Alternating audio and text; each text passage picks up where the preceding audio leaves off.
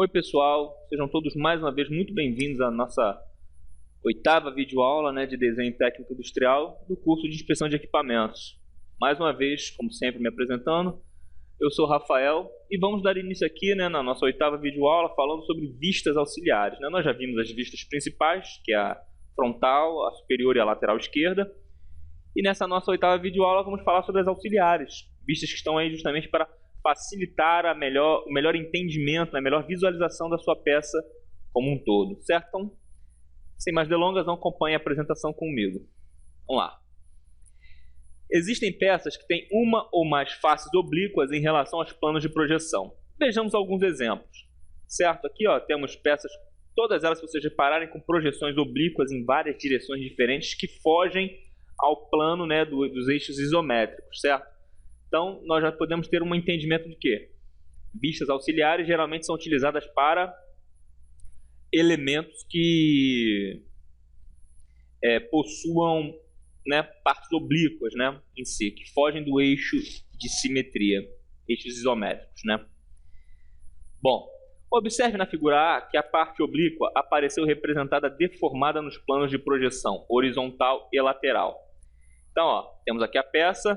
Na vista frontal, ela aparece de forma deformada, ela não está alinhada, de acordo com os eixos dos eixos isométricos, Temos aqui, a vista lateral esquerda também deformada, não era para aparecer esse contorno externo aqui, assim como na superior também não era possível, não era normal, não era previsto vermos esse duplo tracejado aqui. Bom, para representar peças com partes e elementos oblíquos, recorremos a um tipo especial de projeção ortográfica que permite simplificar a representação e a interpretação de desenhos desse tipo de peça. E é a projeção ortográfica com as vistas auxiliares. Vamos começar. Bom, projeção ortográfica de elementos oblíquos em verdadeira grandeza, primeiro tipo. Em desenho técnico, o modelo deve ser representado em posição que permita analisar todas as suas faces com seus elementos, ou a maioria deles, em verdadeira grandeza em pelo menos uma das vistas ortográficas. Ou seja, em pelo menos uma, a peça deve ser representada em verdadeira grandeza. Primeiro ponto que nós devemos anotar na nossa mente e saber. Certo? Temos aqui as vistas de uma peça, E nesse exemplo, a face oblíqua apareceu deformada nas vistas superior e lateral. As deformações aqui, nós podemos observar. E dessa forma, o furo passante e a parte arredondada aparecem deformados. Percebam que a parte arredondada, ela aparece deformada aqui, Ou seja, aparece o início e o fim dela, coisa que não era para aparecer. E o furo da parte visível aparece, bem como a parte que nós não deveríamos ver também deve ser representada nesse caso, dado o fato da deformação. Para que as partes e elementos oblíquos da peça possam ser representados sem deformação, temos que imaginar um plano de projeção paralelo à face oblíqua, ou seja, dá-se aí, a partir daí, o início a uma vista auxiliar, que é uma vista que não vai ser lateral, nem superior e nem frontal. É uma vista perfeitamente criada, como se fosse um rebatimento direto daquele ponto, daquela vista, em relação ao plano que você desejar. Esse plano de projeção inclinado recebe o nome de plano de projeção auxiliar. A projeção da face oblíqua no plano inclinado aparece representada sem deformação em verdadeira grandeza. Certo? É em verdadeira grandeza. Vamos ver agora o rebatimento do plano de projeção auxiliar. O modo de rebater os planos de projeção é semelhante ao rebatimento que você aprendeu ao estudar as aulas de projeção ortográfica. O plano de projeção vertical fica fixo e o plano de projeção horizontal gira para baixo. E, por sua vez, o plano de projeção auxiliar, nesse caso, ele vai girar para a direita. E veja as indicações de rebatimento na ilustração. Temos aqui, vamos ver um por um, plano de projeção vertical, ele fica fixo, certo? O plano de projeção horizontal, ele vai girar para baixo, ou seja, ele girou para cá. E o plano de projeção auxiliar, que é esse aqui, ele girou para a direita. Então, a figura, ela se abriu. Agora, analise os planos de projeção rebatidos. Essa aqui de fato é a vista frontal, essa aqui de fato é a vista superior e essa aqui é a nossa vista auxiliar, que não é nem lateral e nem superior. Ela foi uma vista inclinada, por quê? Para se adequar perfeitamente em dimensões reais ao nosso perfil oblíquo aqui da nossa peça. Certo? Assim, através do rebatimento dos planos de projeção, define-se a posição das vistas do desenho técnico. Os nomes das vistas permanecem os mesmos. A única diferença é que a face projetada no plano de projeção auxiliar dá origem à vista auxiliar. Nesse momento, a vista auxiliar está representada no lugar da vista lateral, que foi omitida, né? Para dar lugar a essa vista auxiliar. E a vista frontal e a vista superior permanecem, mesmo que com essas distorções aqui. Certo? Agora vejamos como seriam as vistas auxiliares para peças com mais de uma face oblíqua. A peça representada a seguir tem duas faces oblíquas com elementos. Essa aqui é uma face oblíqua com um rasgo, né, para a chaveta, e essa aqui é uma outra face oblíqua com um furo passante, né? Para representar as duas faces oblíquas em verdadeira grandeza, são necessários o quê? O óbvio. Dois planos de projeção auxiliares, certo? Paralelos a cada uma das faces oblíquas, ou seja, um plano vai ser paralelo a essa face e um outro plano será paralelo a esta face, certo? Vamos ver no próximo desenho os dois planos de projeção auxiliares, certo? Esse primeiro plano aqui para representar esse aqui e um outro plano, esse aqui, perdão, e um outro plano para representar esse aqui, certo? Agora analisemos as projeções das faces oblíquas nos dois planos. Observe que o plano A foi rebatido para cima, de modo a mostrar a projeção da face oblíqua, certo? De que forma ela se projeta frontalmente. Se eu estivesse daqui observando ela, eu ia ter noção dessa peça aqui. Assim como a peça B, certo? Se eu estivesse de frente para ela, eu estaria vendo essa imagem aqui. Certo? Em dimensão real, tá, gente? Lembrando. Veja a seguir a projeção ortográfica completa das peças nos planos em perspectiva. Temos a vista frontal, certo? A representação dos furos, ó, certinho. E aqui a vista superior, certo?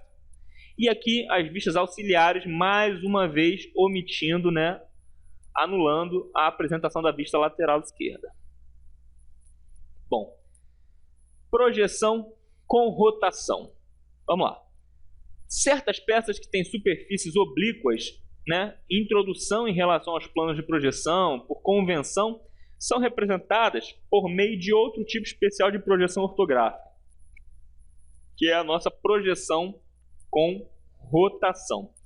A rotação de partes oblíquas possibilita evitar a distorção e o encurtamento que resultaria de uma projeção ortográfica normal. Nem todas as peças que têm partes oblíquas podem ser representadas em projeção com rotação. Apenas as peças com partes oblíquas associadas a um eixo de rotação, ou seja, nem todas as peças que têm partes oblíquas, elas podem ser representadas dessa forma, né, com rotação. Apenas aquelas que estão o quê? Associadas a um eixo, ou seja, a um ponto central onde poderia ser feito o rebatimento pela rotação. Certo? Vejamos aqui. Peças como essas a seguir, que podem ser representadas com rotação, ou seja, essa aqui, que é associada a um eixo, assim como as outras ali, que também seriam associadas. Rotação de parte oblíqua. Rotação é um movimento giratório, certo? Um giro em torno de um eixo. Se você faz uma rotação sempre em torno de um ponto fixo. Que ponto fixo é esse? O eixo. A peça em perspectiva abaixo é um tipo de braço de comando que apresenta uma parte oblíqua, né? Essa parte aqui. Vamos observar na próxima ilustração a projeção ortográfica dessa peça em dois planos de projeção. Certo? Nós temos aqui, ó, na vista frontal e na vista superior. Olha que bagunça que fica essa região aqui, ó. Você tem que representar duas formas diferentes, então fica de difícil entendimento. Entendeu? Agora analise a projeção ortográfica nos planos rebatidos. Temos a vista frontal e a vista superior. Aqui, ó. Observe que o segmento AB, que determina a distância entre dois furos da peça, é maior na vista frontal do que na vista superior. E isso ocorre porque na vista frontal a parte oblíqua aparece representada em verdadeira grandeza. Certo? A parte oblíqua aqui, ó, ela está sendo representada com tamanho real, tanto aqui quanto aqui. Aí temos que, na vista superior, a parte oblíqua aparece encurtada. O mesmo ocorre com o segmento CD, né, que é o diâmetro da parte cilíndrica aqui, ó, que na vista frontal é representada em verdadeira grandeza na vista, e na vista superior, perdão, aparece em menor escala que na vista frontal. Para os segmentos AB e CD serem representados em verdadeira grandeza, também na vista superior, né, não só na vista frontal, é necessário você fazer o quê? A imaginação de uma rotação da parte oblíqua, ou seja, aqui, ó, esse esquema de desenho aqui, essa rotação aqui, esse trajeto daqui até aqui. Observe a ilustração a seguir que mostra a rotação da parte oblíqua. Certo? Então, temos aqui, ó, imaginemos que a peça esteja sendo deitada, né, grosso modo dizendo, ao ponto que chegue a ficar de forma plana em relação ao plano horizontal e facilitaria o quê? A sua visualização. Aí você consegue entender a peça em tamanho real também na sua vista superior. Certo? Simples assim. Por isso a necessidade de... a restrição da projeção com rotação somente a peças que tenham rotação associada a um eixo, certo? Que tenham uma parte oblíqua associada a um eixo. Rotação de elementos oblíquos ainda. Já sabemos que certos elementos de peça, como nervuras, orelhas, braços e dentes de engrenagens, devem ser representados sem achuras, né? Que é aquela nossa omissão de corte vista na nossa aula anterior. Quando esses elementos são atingidos por cortes longitudinais, quando esses elementos aparecem numa peça em quantidade ímpar ou em disposição assimétrica, ou seja, disposição que não é, se for feito um corte, não vai gerar duas peças iguais, convencionou-se representá-los com rotação. De que forma? Você já deve ter notado que as nervuras A e C estão oblíquas em relação ao eixo da peça que se segue a direção da nervura B. Ou seja, nervura A, nervura C, nervura B. Certo? Elas estão oblíquas em relação a ela, né? Em relação a B. Nenhuma delas está alinhada. Note também que a interpretação da nervura C fica prejudicada na vista frontal. Certo? E nessa vista, a projeção da nervura A coincide com a projeção da nervura C. Certo? Aqui, ó, fica difícil porque temos a nervura A na frente. A nervura C aparece representada com deformação e, para facilitar a interpretação do desenho, a nervura C deve ser representada em sua verdadeira grandeza. Isso é possível imaginando que a nervura sofre uma rotação. Certo? Então, temos aí para esse tipo de caso, né, cabe a projeção com rotação. Rotação e representação de corte. Observe a polia com braços representada à esquerda. Temos essa polia aqui. À direita você tem a perspectiva da mesma polia em corte. Certo? Temos aqui, ó, o corte feito por ela, sendo que os braços dessa forma eles não são simétricos, né? Então eles só são em quantidade ímpar, de maneira que aqui foi representado o corte de um braço e aqui não há braço para você representar como corte. Então aqui, ó, pense como fica essa peça em corte representada em projeção ortográfica normal. Uma vez que o observador está vendo a peça de frente, a vista frontal será representada em verdadeira grandeza, tal como está aqui. Já na vista lateral esquerda, atingida pelo corte, o braço C não será representado em verdadeira grandeza, ou seja, ficará aqui, ó, dessa forma reduzida, né? Que compromete a linearidade dimensional da sua peça, mesmo que seja em vista. Certo? Então aí cabe também a utilização da projeção em rotação. Vistas parciais, né? Vistas parciais, perdão, em peças simétricas. Você já sabe que uma peça simétrica cortada ao meio por um plano de corte ou longitudinal ou transversal fica dividida em duas metades iguais, certo? São peças equivalentes em aparência. Em desenho técnico, quando a peça é simétrica, podemos desenhar apenas uma parte da peça para representar o todo. Certo? Afinal de contas, a outra é idêntica, né? É idêntica, é perfeitamente igual. Meia-vida. Na representação de peças simétricas em meia-vida, apenas metade da vista é desenhada, certo? Apenas metade dela. Vamos analisar a representação de um suporte. Temos aqui um suporte, ó, a vista frontal e superior do suporte, certo? Agora veja as três maneiras diferentes de representar essa mesma peça com meia vista, certo? Temos aqui, ó, essa é uma peça simétrica, representamos ela de vista frontal, e na vista superior, apenas a metade dela. Afinal de contas, a outra metade é idêntica, né? Ó, aqui temos um corte que foi feito. Se fosse feito um corte, poderíamos simplesmente fazer dessa forma, com a representação superior. E aqui também, ó, podemos representar como se fosse um meio corte, né, por assim dizer. E representando sabendo que elas são simétricas, que a outra parte que está faltando tanto aqui quanto aqui é exatamente igual. Nos três casos, a vista superior foi representada em meia vista. Percebam. Certo? Na figura A vista frontal aparece representada sem corte. Certo? A vista frontal aqui, ó, sem um corte. Apenas a metade anterior da vista superior, né, que seria aqui, aparece representada abaixo da vista frontal. Note que a linha de simetria horizontal aparece delimitada por dois traços curtos e paralelos, né? Aqui, dois traços curtos e paralelos, perpendiculares às suas extremidades, ou seja, perpendicular aqui, ó, cortando ela nas extremidades. A linha de simetria pode também ser representada sem os dois traços curtos e paralelos nas extremidades, como no desenho abaixo. Mas observe que, nesse caso, as arestas ou linhas de contorno passam além da linha de simetria.